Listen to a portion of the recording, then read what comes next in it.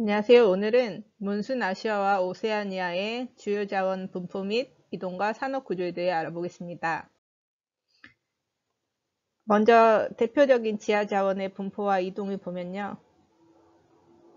석탄, 철광석, 천연가스로 나누어 보겠습니다.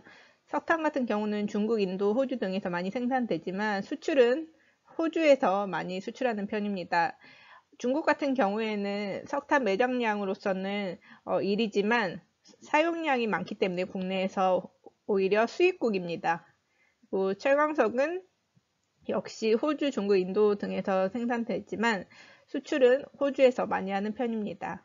특히 이 철광석은 중화공업의 원료로 쓰이기 때문에 중화공업이 발달한 중국, 일본, 한국 등으로 많이 수출됩니다.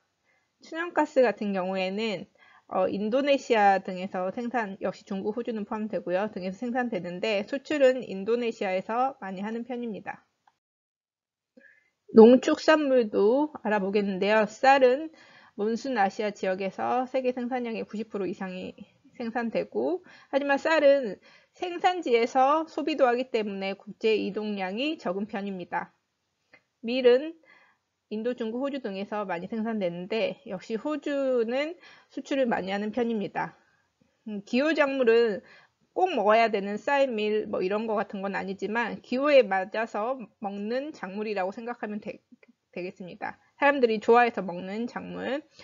대표적으로 커피, 사탕수수 등이 있고요. 축산물은 호주와 뉴질랜드에서는 양을 키우고 소를 키우고 그러다 보니까 소고기, 그다음에 양모, 그다음에 유제품, 소에서 나온 젖 이런 것처럼 우유가 나오잖아요. 그래서 유제품 등도 생산해서 수출을 많이 합니다. 산업 구조도 알아볼 텐데 상호 보완성이 몬순아시아와 오세아니아는 커서 서로 교육이 활발합니다.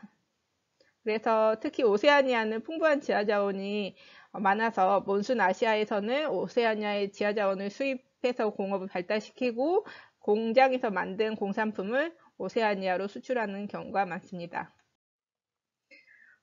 대표적인 주요 국가의 산업 구조를 보면 중국 같은 경우에는 사회주의 국가여서 폐쇄적인 편이었는데 1970년대 말부터 개방 정책을 펴니다. 그러면서 개방 정책을 펴야지 다른 나라 교역이 있으면서 산업이 육성될 수가 있겠죠.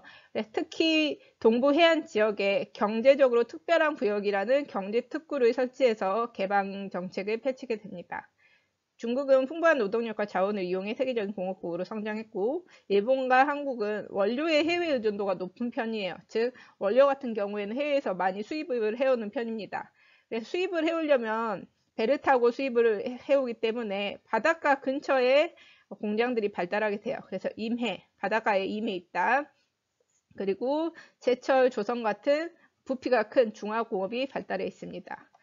중화공업의 원료가 되는 석탄, 철광석은 호주에서 주로 수입을 해오고요. 인도 같은 경우에는 인구가 많다 보니까 노동 집약형 산업이 발달을 하고 노동 집약형 산업 말고도 과학기술이나 정보통신기술도 발달되어 있는 벵갈루루나 뭄바이 등지에서는 첨단 산업도 많이 조성되어 있습니다.